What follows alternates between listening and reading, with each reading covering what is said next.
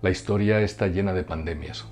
Aunque los historiadores siempre somos despreciados por los políticos porque nos dedicamos al pasado, en realidad somos como arúspices etruscos porque vemos el futuro, especialmente cuando se cometen los mismos errores que en la antigüedad. Eutropio decía que la peste surge cuando las preocupaciones y la desesperanza son mayores. Lo decía para referirse a la peste antonina, una peste en el Imperio Romano que duró desde el 165 hasta el 180 de nuestra era, una enfermedad que, como es frecuente, vino del extranjero. La victoria de Roma contra los partos se convirtió en una gran derrota cuando los legionarios trajeron una pandemia que mató a 1/3 de la población. En Roma morían 2.000 personas diarias porque su población era muy grande y además recibía viajeros de todas partes del mundo, porque era un mundo conectado por las vías romanas y por eficientes puertos.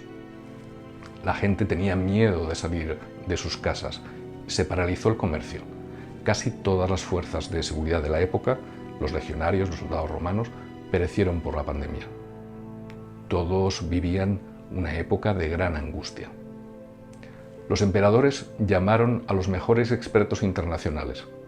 En aquella época era un griego llamado Galeno, que vivió largo tiempo el duro trance de la epidemia, según su propio testimonio, pero no pudo evitar la muerte del propio emperador, del coemperador Lucio Vero, que huyó de Aquilea cuando estaba ya infectado.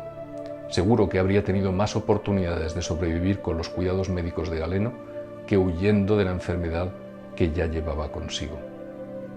La huida a lo loco, aunque sea solo de un fin de semana, es una grave irresponsabilidad.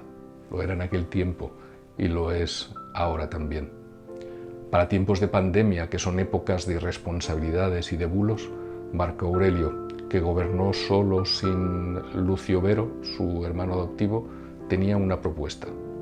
No lo hagas si no es conveniente, no lo digas si no es verdad. Vemos consternados como el mundo está lleno de idiotas e incluso algunos gobiernan grandes países. Marco Aurelio decía que la destrucción de la inteligencia es una peste mucho mayor que cualquier infección. Marco Aurelio fue el gobernante más honrado y coherente de la historia de Roma. Ojalá tuviésemos a alguien como él en el gobierno o en la oposición. Tenía la idea de una constitución basada en la igualdad ante la ley, regida por la equidad y la libertad de expresión igual para todos. Es una cita exacta. Como la gente de aquel tiempo no conocía soluciones médicas, recurrió a la magia y a los milagros. Muchos escribían en salmos en los dinteles de sus puertas como si los virus supiesen leer, pero con esa falsa esperanza de seguridad perecían. Se agotó el tesoro público, porque los gastos eran enormes, los gastos médicos, y el emperador Marco Aurelio hizo lo que hacen los políticos que merecen serlo. Subastó sus bienes personales durante 2 meses. Hay políticos miserables que en medio de las crisis más espantosas se suben el sueldo, o aún peor, reducen el presupuesto de sanidad, que no solo es robar a los ciudadanos que la han pagado con sus impuestos, sino que es condenarlos. Si alguna vez veis eso, por favor, votad a otros, a quien sea.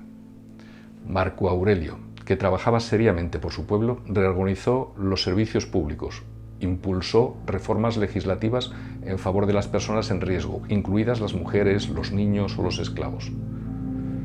Haced una traducción a nuestros días. La enfermedad volvió a estallar 9 años más tarde. Murió la mujer de Marco Aurelio, 8 de sus 13 hijos. Marco Aurelio también murió por la peste tras 7 días de penosa enfermedad. En su agonía pronunció estas palabras: no lloréis por mí, pensad en la pestilencia y en la muerte de tantos otros. El mundo antiguo nunca volvió a ser igual después de la pandemia.